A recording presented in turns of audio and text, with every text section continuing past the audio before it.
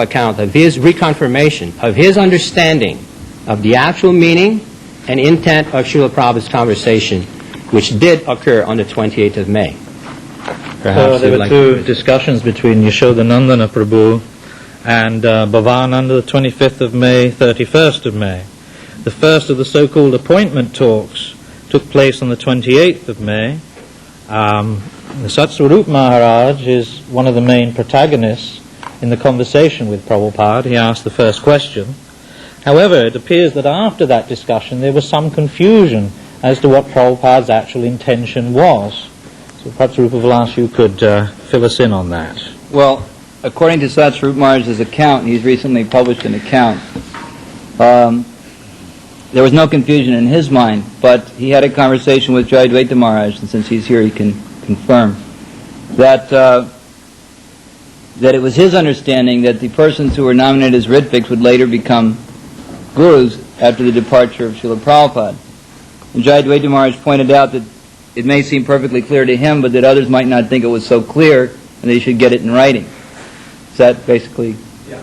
All right, so then Satsvarup Maharaj took his advice seriously, so he tried to approach Tamal Krishna Maharaj to get this in writing.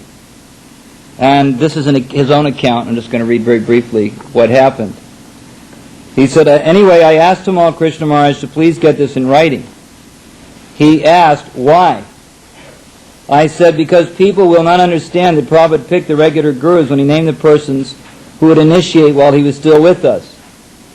Tamal Krishna Maharaj replied that he himself knew very well what Prabhupada intended, and that was good enough for him. I tried again to ask him to ask Prabhupada to sign something, but Tamal Krishna Maharaj was not willing. So anyway, then he goes through he said, so Prabhupada never signed a paper. So things were left rather unclear, at least with respect to in Satsvarup Maharaj's mind. At any rate, I'll go on to July. We're running out of time. On the 8th of July, the second of the so-called appointment talks took place. On the 9th, a letter was drawn up by Tamal Krishna Goswami to be sent out to the society with respect to the appointment of ritviks. That you will find 3 or 4 pages from the back of this booklet. July the 9th, 1977, signed by Srila Prabhupada. The 11 names are there. A brief description is given of the process, and the second paragraph, I'll read, now that Srila Prabhupada has named these representatives, temple presidents may henceforward send recommendation for first and second initiation to whichever of these 11 representatives are nearest their temple.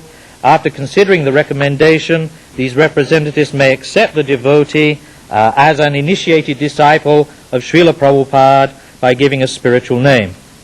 So it's to be noted in this connection that even though this letter was extremely important, a very significant letter signed by Srila Prabhupada, there is no mention of this system being discontinued at any time.